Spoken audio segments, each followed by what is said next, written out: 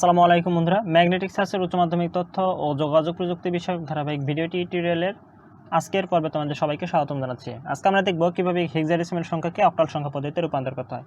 So ব্যাপারটা খুব easy. দেখো, আমি সাপোজ একটা কোশ্চেন দিলাম তোমাদেরকে, যে কোশ্চেন 1 দিয়ে দিলাম 7D B, এরকম একটা হেক্সাডেসিমাল সংখ্যা দিলাম। যেহেতু আমি এখানে বেজ 16 দিয়েছি, সো এটা একটা হেক্সাডেসিমাল সংখ্যা। একে বললাম যে অক্টালে রূপান্তর করো, অক্টালে রূপান্তর করো। সো এই সংখ্যাগুলোকে আমি একটু ফাঁকা ফাঁকা করে লিখে নিলাম, 7D এবং B। এরপরে আমি এই সংখ্যাগুলিকে 4 বিট করে লিখব। দেখো, 7কে যদি আমি 4 বিট করতে চাই, অর্থাৎ 8 4 2 1 এই ফরম্যাট অনুযায়ী, তাহলে কি হয় দেখো, 7, তাহলে আমরা 8 কিন্তু নিতে পারবো না, আর এই বাকিগুলো নিলে কিন্তু আমার 7 মিলে যাবে। তাহলে 4 2 এবং 1 এর যোগফল 7। সো 0 1 1 1, তাহলে কিন্তু 7 হয়ে গেল। এরপর আমরা যদি ডি চাই, ডি মানে কত? ডি মানে কিন্তু 13। সো এই 13 যদি আমি মেলাতে চাই, তাহলে আমাকে কিন্তু 8 সক্রিয় করতে হবে।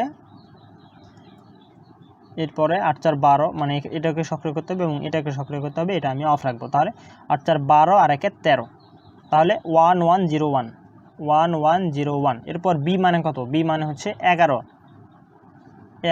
8কে সক্রিয় করলাম এবং এটাকে সক্রিয় করলাম, এটাকে সক্রিয় করলাম এবং এটাকে অফ করে দিলাম। তাহলে দেখো যে 8 আর 2 10 আর 1 11, তাহলে 1 0 1 1 1 0 1 1। তাহলে কিন্তু আমার এটা প্রথমে বাইনারিতে রূপান্তর হয়ে গেল। এখন আমি বাইনারি সংখ্যাকে অক্টাল সংখ্যা পদ্ধতিতে রূপান্তর করতে পারবো। আমি অক্টালে রূপান্তর করার জন্য আমি এগুলোকে 3 বিট করে লিখব। তো আমি 3 বিট করে প্রথমে লিখতেছি। দেখো, এই 3 বিট, তারপর আবার 3।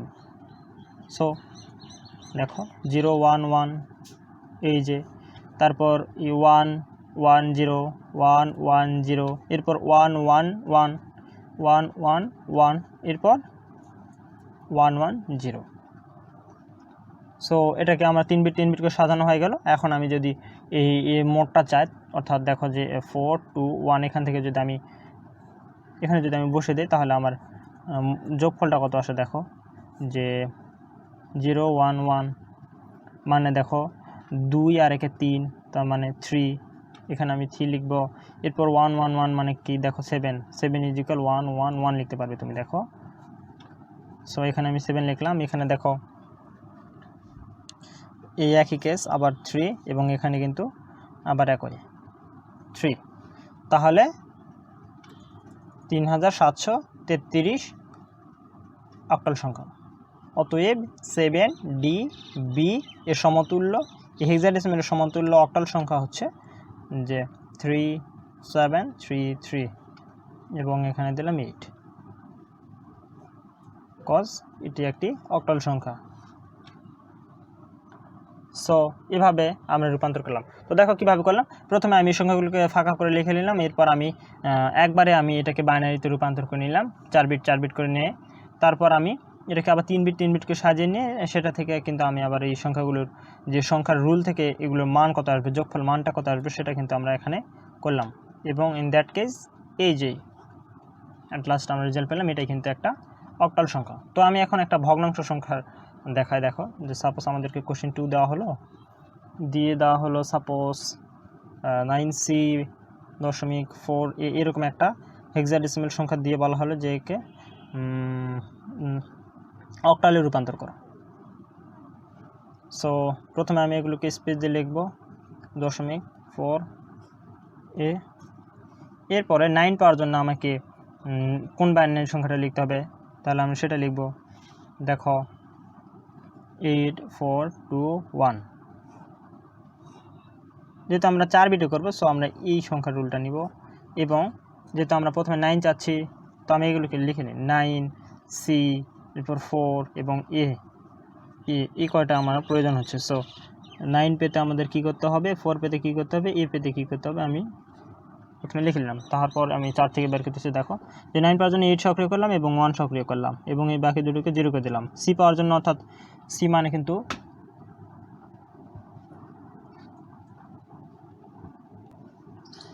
সি মানে হচ্ছে যে 12, তাহলে 8 সক্রিয় করলাম, 4কে সক্রিয় করলাম এবং বাকি দুটোকে অফ করে দিলাম এবং 4কে পাওয়ার জন্য শুধু 4 অন করলাম এবং বাকি তিনটাকে অফ করে দিলাম। এরপর এ মানে হচ্ছে যে 10, তাহলে 10 পাওয়ার জন্য আমরা 8 সক্রিয় করে দিলাম, 2 সক্রিয় করে দিলাম এবং বাকি দুটোকে অফ করে দিলাম। তাহলে আমি এখান থেকে মানগুলো বসাবো। দেখো যে 9-এর এখানে 1 0 0 1 এই মানটা কমপ্লিট। তারপর সি মানে 1 1 0 0 1 1 0 0 দশমিক 4 পাওয়ার জন্য কিন্তু আমরা 0 1 0 0। এরপর ই পাওয়ার জন্য কিন্তু আমরা 1 0 1 0 লিখলাম।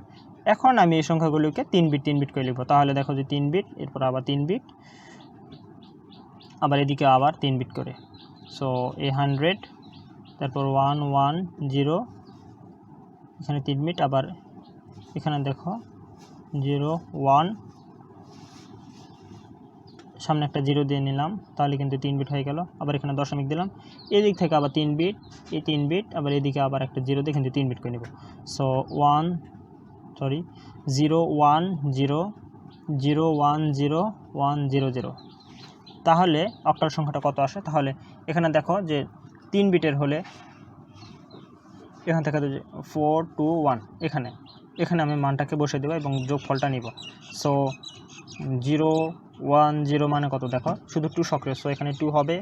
এরপর এখানে দেখো যে 0 1 1 মানে 3 হচ্ছে, 2 এবং 1 সক্রিয়, সো 3 হচ্ছে 3, এবং এখানে 1 0 0 মানে 4 সক্রিয় হচ্ছে, সো আমি এখানে 4 লিখলাম। এরপর দেখো যে 1 0 মানে এখানে 2 সক্রিয় হচ্ছে, সো আমি